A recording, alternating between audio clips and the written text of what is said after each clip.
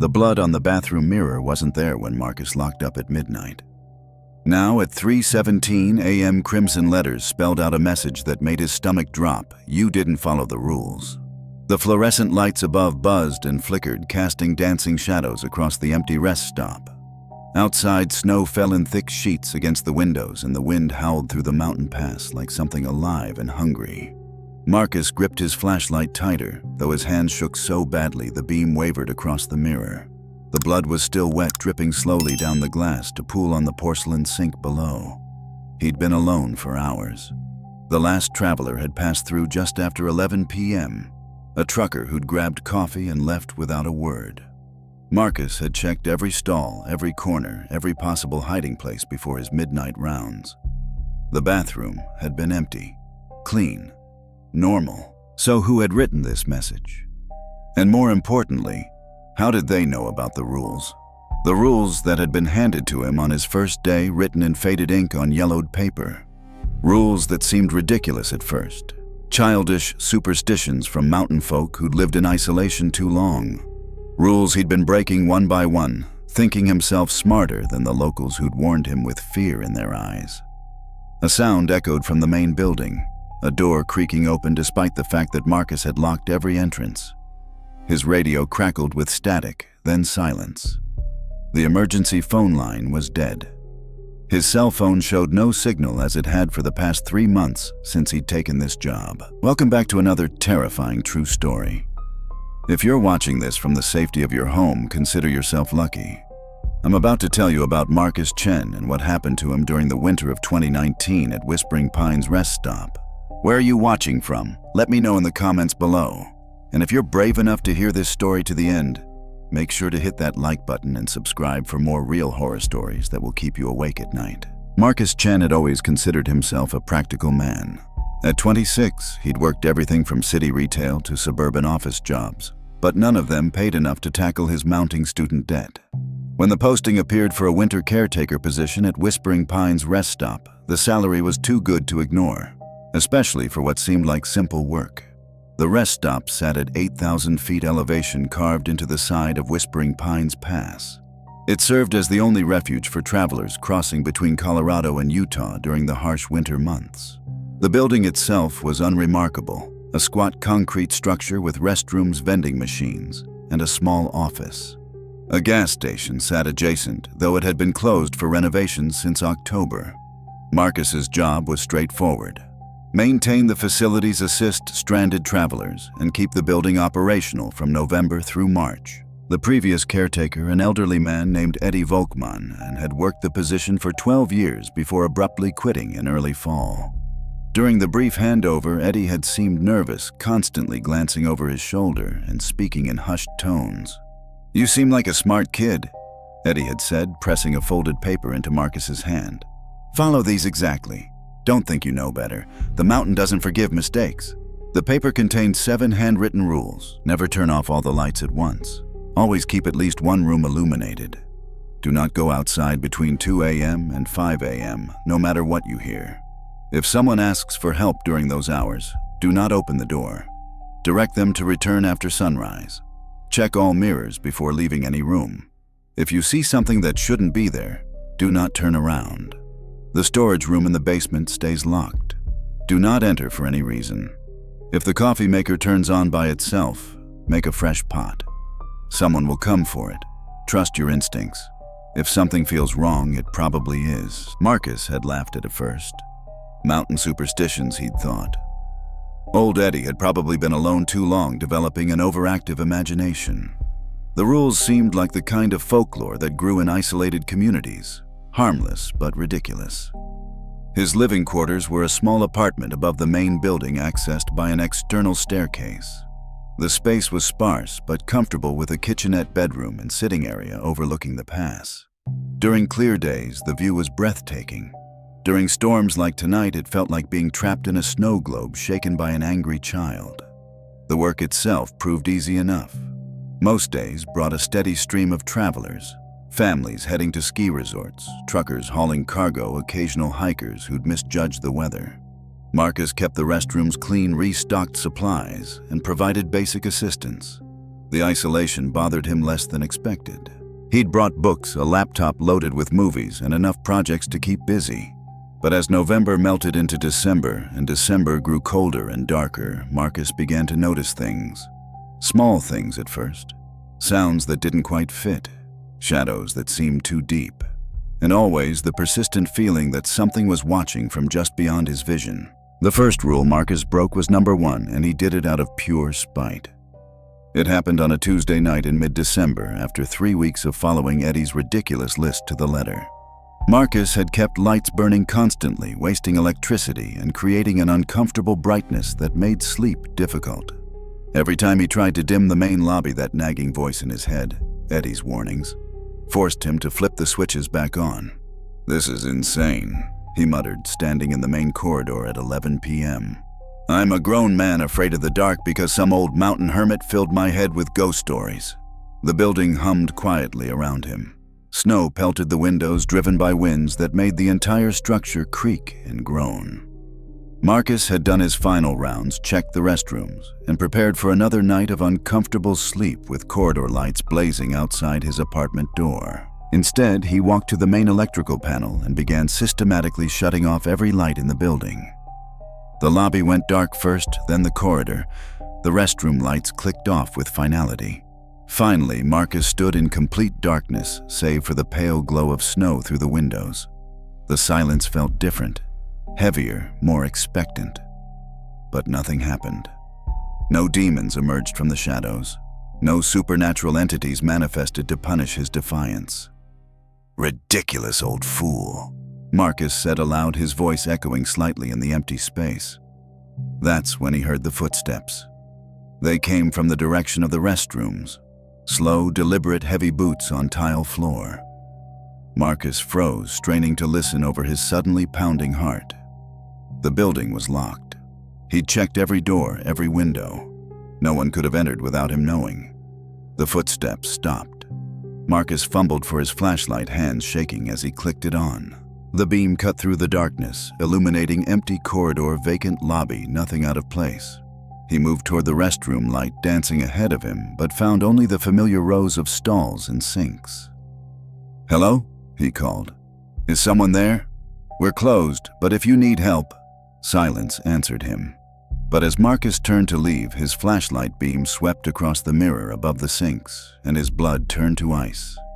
In the reflection just behind his shoulder stood a figure, tall, wearing what looked like an old-fashioned winter coat face obscured by shadow.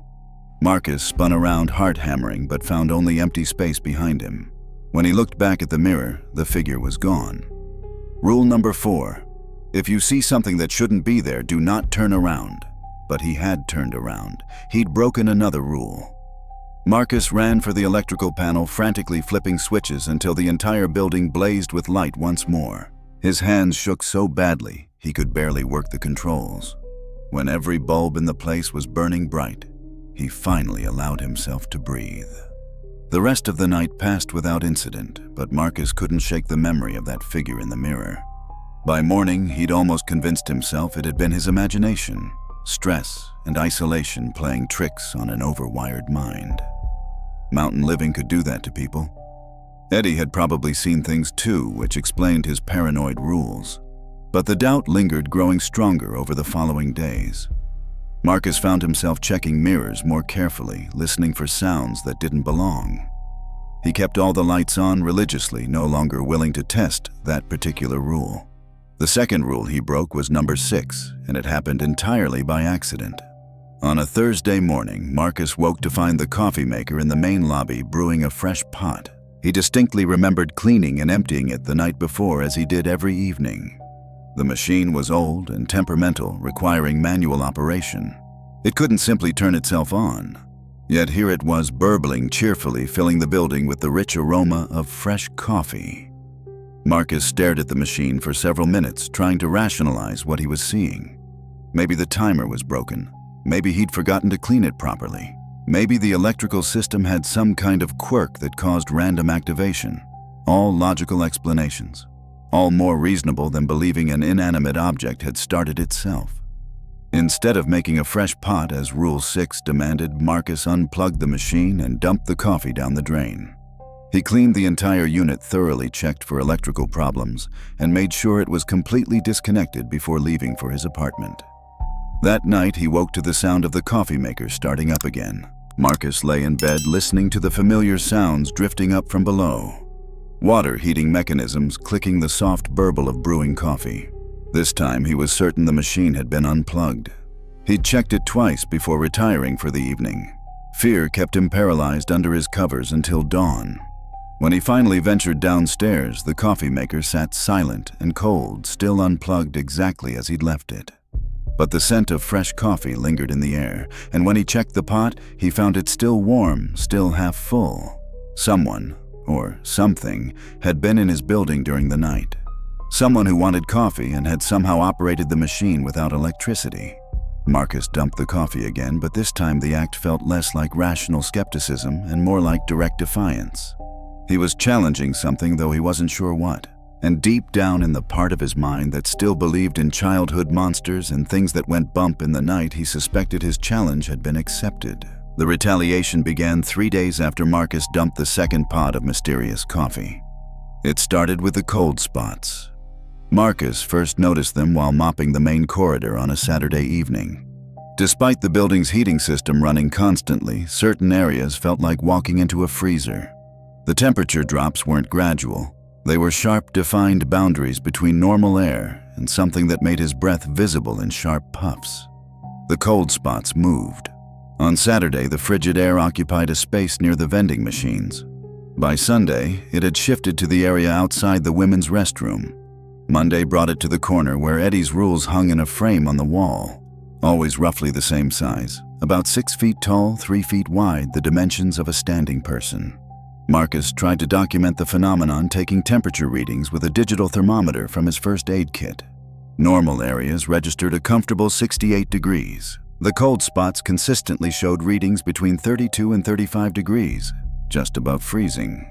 But when he attempted to photograph the thermometer readings, his camera malfunctioned. The digital display showed impossible numbers. Negative temperatures that couldn't exist in the heated building readings that fluctuated wildly even when held steady. His phone camera produced similar results, images that were either completely black or so overexposed they showed nothing but white light. The sounds began on Tuesday. Marcus was organizing supplies in the storage closet when he heard conversation from the main lobby. 2 voices speaking in low tones, too quiet to understand clearly. He set down the box of paper towels and moved toward the lobby, expecting to find travelers who'd entered while he worked. The voices stopped the moment he appeared in the doorway. The lobby stood empty.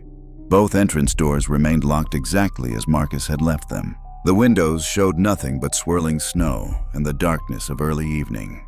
Yet he could have sworn he'd heard 2 distinct voices, one male, one female, carrying on what sounded like a normal conversation. "Hello," he called. "Is anyone there? The rest stop is open if you need assistance." Only his own voice echoed back from the empty space. That night, the voices returned. Marcus lay in his apartment bed listening to what sounded like a crowd of people talking in the lobby below. Sometimes he caught fragments, partial words, half sentences that almost made sense but dissolved into mumbling before he could grasp their meaning. The conversations lasted for hours, a constant murmur of human voices where no humans should exist. By morning, the sounds always stopped. The building returned to its normal daytime quiet, leaving Marcus to question whether he'd actually heard anything at all. Sleep became elusive. Marcus found himself lying awake, straining to listen for the voices, jumping at every creak and groan of the old building. During the day, exhaustion made him clumsy and irritable. He knocked over displays, dropped supplies, snapped at the few travelers who stopped for assistance. The cold spots grew more aggressive. Wednesday evening, Marcus walked directly into one while carrying a tray of fresh coffee supplies to the lobby. The temperature drop was so sudden and severe that his exposed skin burned with cold. His breath came out in thick white clouds, and for a moment he felt like he was standing outside in a blizzard despite being indoors. But it wasn't just cold. Something else occupied that space with him. Something that pressed against his body like an invisible presence trying to share the same physical location. Marcus felt pressure on his shoulders, his chest as if unseen hands were pushing against him. The sensation was deeply wrong, violating in a way that made his skin crawl. He stumbled backward, gasping, and collided with the vending machines. The tray clattered to the floor, scattering coffee packets and sugar across the tile. As soon as he left the cold spot, normal temperature returned, but the feeling of violation lingered. Thursday brought the scratching. Marcus first heard it during his evening rounds, a soft scraping sound coming from inside the walls. He followed the noise through the building, pressing his ear to different sections of drywall, trying to locate its source. The scratching seemed to move through the structure like something crawling through the spaces between walls. Sometimes it sounded like claws on wood. Other times more like fingernails dragging across metal. Always purposeful, always moving, never random or animal-like. Whatever made the sound was intelligent, following patterns Marcus couldn't decipher. The scratching grew louder each night. By Friday, it was loud enough to wake him from sleep. Long sessions of deliberate scraping that seemed to circle his apartment, moving through the walls around his bed. Marcus lay awake, listening to something crawl through the infrastructure of his building, mapping its movements, trying to predict where the sounds would travel next. On Saturday morning, he found the first physical evidence. Long gouges had been carved into the wooden frame around his apartment door. Fresh wood shavings littered the external walkway, and the scratches were deep enough to reveal pale inner wood beneath the weathered exterior. They formed no recognizable pattern, but their placement was deliberate, concentrated around the door handle and lock, as if something had been testing the security of his living space. Marcus examined the scratches with growing unease. Whatever had made them possessed considerable strength. The gouges were clean and deep, requiring either very sharp claws or sustained effort with metal tools. But there were no signs of human presence. No footprints in the snow on the walkway, no disturbance of the drifts that had accumulated around the building. That evening, Marcus broke rule number 2. The scratching had been going on for 3 hours when he finally snapped. The sounds circled his apartment relentlessly, occasionally pausing directly over his bed before continuing their maddening journey through the walls. Sleep was impossible. His nerves were frayed beyond endurance. At 3:30 a.m., Marcus grabbed his heavy winter coat and flashlight, unlocked his apartment door, and stepped into the storm. The wind hit him immediately, driving snow into his face with enough force to sting exposed skin. The cold was brutal, far worse than anything he'd experienced during daytime visits outside. But Marcus needed to see what was making those sounds. He needed proof that this was some kind of animal, raccoons maybe, or some other creature that had found a way into the building's infrastructure. The scratching stopped the moment he stepped outside. Marcus circled the building flashlight beam, cutting through the swirling snow, searching for any sign of animal activity. He found no tracks, no disturbed snow, no evidence that anything had been moving around the exterior. The building sat silent and still, looking exactly as it should at 3:30 in the morning during a mountain blizzard. But as Marcus completed his circuit and approached the front entrance, his flashlight illuminated something that made his stomach lurch. Footprints in the snow. Human footprints leading from the tree line toward the building. But they weren't normal prints. They were too deep, pressed into the snow, as if made by something impossibly heavy. And they were filling with fresh snow, even as Marcus watched the edges blurring, as if the prints were much older than they could possibly be. Marcus followed the trail with his flashlight. The prints led directly to the main entrance, where they simply stopped. No prints led away from the door. Whatever had made them had either entered the building or simply vanished. Marcus tried his key in the lock, but his hands shook so badly he couldn't manage the simple task. The scratching resumed inside the walls, louder now, more urgent, as if his presence outside had triggered some kind of response.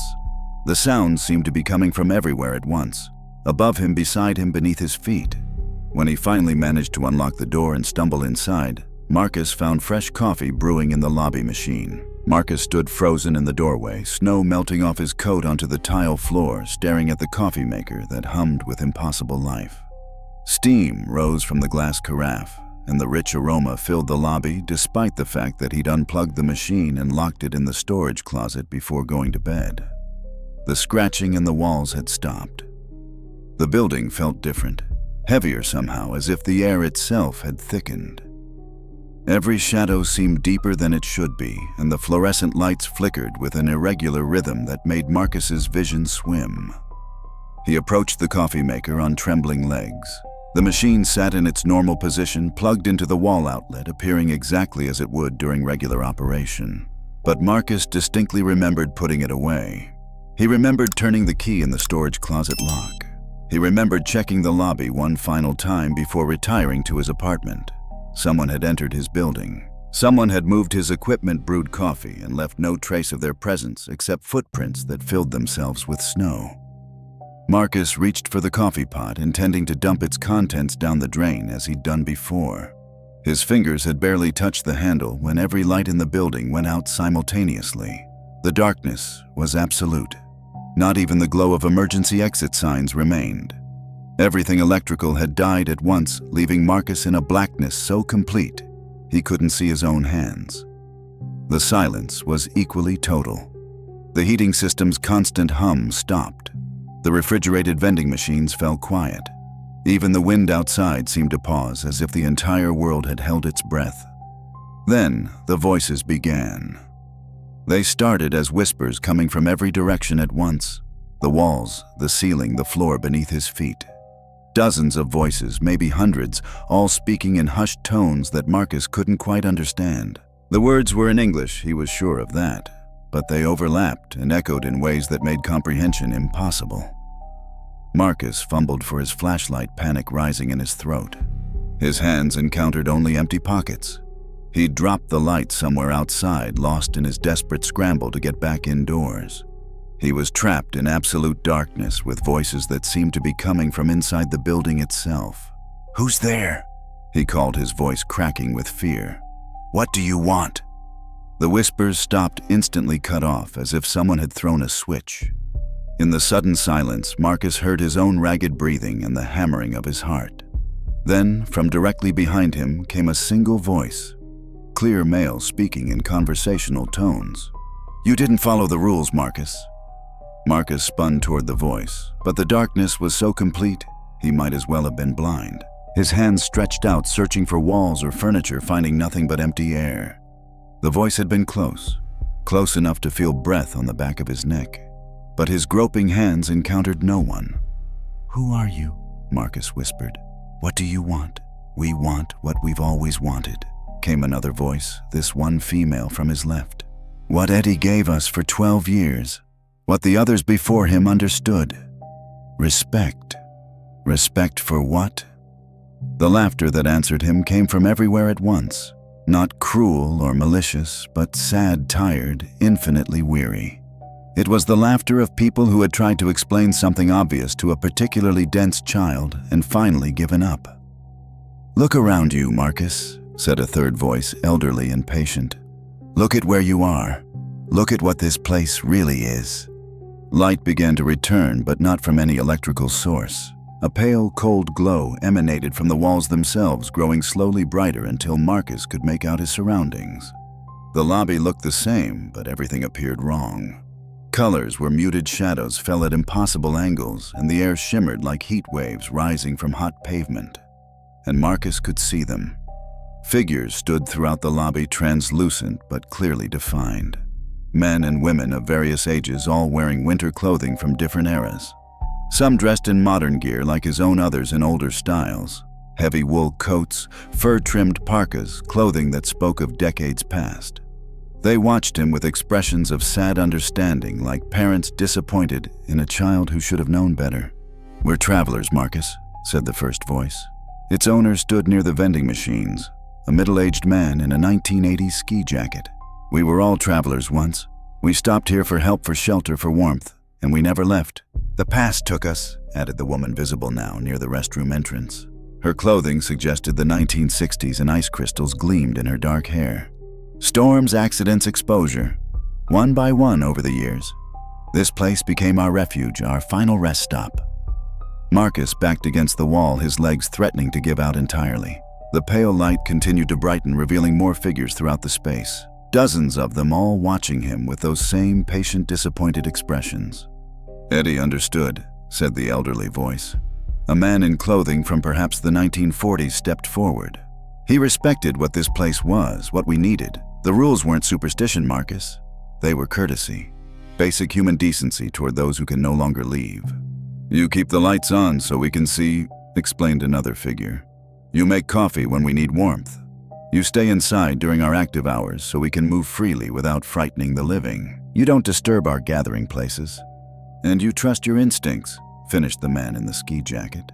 Because we're trying to help you understand. We don't want another traveler to join us. We want you to live. The coffee maker burbled cheerfully in the growing light steam rising from its carafe like incense in a strange temple. Around the lobby, the assembled dead waited patiently for Marcus's response, their faces showing no anger or malice. Only the tired hope of people who had tried to be reasonable and been ignored. What happens now? Marcus whispered. The ghosts exchanged glances, and Marcus saw something like relief pass between them. For the first time since the lights had died, he felt his panic beginning to recede. These weren't monsters or demons. They were people. Dead people, yes, but people who had tried to communicate peacefully and been ignored. That depends on you, said the woman from the 1960s. We're not here to hurt you, Marcus. We never were. Everything we did was to get your attention. The cold spots, Marcus said, understanding beginning to dawn. You were trying to show me you were here. Physical manifestation requires enormous energy, explained the elderly man. The cold is a byproduct of drawing heat from the environment. We only did it when you ignored gentler signs. And the voices, conversations, said the man in the ski jacket with a sad smile. We talk to each other, especially during the long winter nights. We've been here so long, some of us. It helps to remember what it was like to be human. The pale light began to fade slightly, and some of the figures became less distinct. Marcus realized the effort of appearing to him was draining them somehow. Eddie knew about you, he said. Eddie could see us from his first night here, confirmed the woman. Not everyone can. It's a gift or perhaps a curse.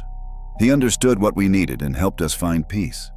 In return, we protected him, warned him of dangerous weather, guided lost travelers to safety, kept the truly harmful spirits at bay. Harmful spirits. This is an old past, Marcus. People have been dying here for over a century. Not all of them accepted their fate as gracefully as we did. Some became angry, twisted things that feed on fear and suffering. We've been holding them back, but it requires energy. Energy we get from the small courtesies, the lights, the warmth, the coffee, the respect for our spaces. The elderly man stepped closer, his form growing more solid for a moment. The rules were our way of asking for help. Partnership, not servitude. We protect this place, keep it safe for the living who pass through. In return, we ask only for acknowledgement that we exist, that we matter. Marcus looked around the lobby, seeing it now for what it truly was. Not just a rest stop, but a sanctuary. A place where the dead had found purpose in protecting the living, where travelers could find genuine safety in the hostile mountain environment. Will you help us? Asked the woman quietly. Will you honor the agreement Eddie kept for so many years? Marcus thought of Eddie's nervous demeanor during the handover, his constant glances over his shoulder. He'd thought the old man was paranoid, but now he understood. Eddie hadn't been afraid. He'd been protective, watching out for the spirits he couldn't introduce to his replacement. Yes, Marcus said quietly. I'll follow the rules. The coffee maker gave a final burble and fell silent. The pale light faded until only normal electrical illumination remained. The building's power had returned sometime during their conversation. One by one, the figures began to fade, becoming translucent, then invisible. Thank you, came the whispered voices, growing fainter by the moment. Welcome to Whispering Pines, Marcus. Welcome home. Marcus spent the rest of that night making a fresh pot of coffee and carefully reading Eddie's rules again. This time he noticed details he'd missed before. The careful wording, the specific times, the way each rule seemed designed to accommodate rather than restrict. They weren't arbitrary superstitions, but a carefully crafted agreement between the living and the dead. The remainder of his winter contract passed peacefully. Marcus kept the lights on, made coffee when the machine started itself, and stayed inside during the early morning hours. In return, he found his work becoming easier. Lost travelers appeared at his door just ahead of dangerous storms. Mechanical problems with the heating system resolved themselves overnight. His weather radio began providing uncannily accurate forecasts that helped him prepare for the worst conditions. Sometimes during the quiet hours before dawn, Marcus heard the voices talking softly in the lobby. He learned to find comfort in their conversations like distant neighbors chatting in adjacent apartments. The building felt less isolated, less lonely. He was sharing space with people who understood the mountain's dangers and worked tirelessly to protect those who passed through. When spring arrived and his contract ended, Marcus seriously considered staying. The job had grown on him, and he'd developed an odd affection for his supernatural colleagues. But new opportunities awaited in the valley below, and he knew the spirits would need time to evaluate potential replacements. Marcus's final meeting with the rest stop's management went smoothly. He filed his report, turned in his keys, and recommended the position to other qualified candidates. He did not mention the rules or their importance, knowing that such things couldn't be explained to those who couldn't see. But as he packed his belongings, Marcus made sure to leave Eddie's rules prominently displayed in the main office, along with a note emphasizing their importance. Whoever took the position next would find them easily. Whether they chose to follow the rules, well, that would be up to them. Marcus drove down the mountain pass on a warm April morning, watching Whispering Pines rest stop disappear in his rearview mirror. He'd planned to put the experience behind him to return to normal life and normal jobs, where the biggest supernatural threat was a malfunctioning printer. But 3 months later, he received a phone call that changed everything. Marcus, this is Janet from Whispering Pines Management. I'm sorry to bother you, but we've had some difficulties with the position since you left. Marcus gripped his phone tighter. What kind of difficulties? We've hired 4 different caretakers since April. None of them lasted more than 2 weeks. They keep quitting, claiming the place is haunted. One young man actually ran off in the middle of the night, leaving all his belongings behind. Said something about voices and cold spots and coffee makers running by themselves. Marcus closed his eyes. He could picture exactly what had happened. New caretakers, unfamiliar with the rules, probably dismissing them as silly superstitions. The spirits trying to communicate peacefully being ignored or feared. The gradual escalation as they grew more desperate to be understood. The thing is, Janet continued, we found your recommendation note about those rules, and honestly, we're willing to try anything at this point. Would you consider coming back? The salary would be significantly higher, and you seem to handle the isolation better than most. Marcus looked out his apartment window at the city street below. Normal traffic.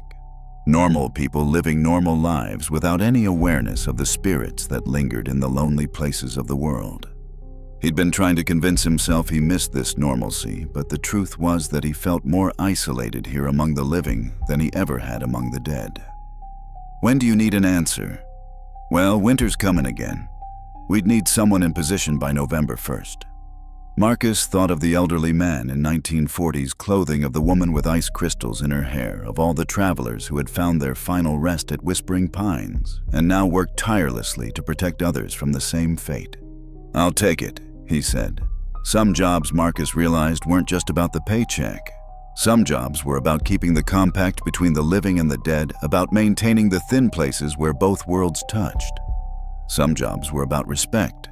And some jobs, once you truly understood them, were impossible to leave behind.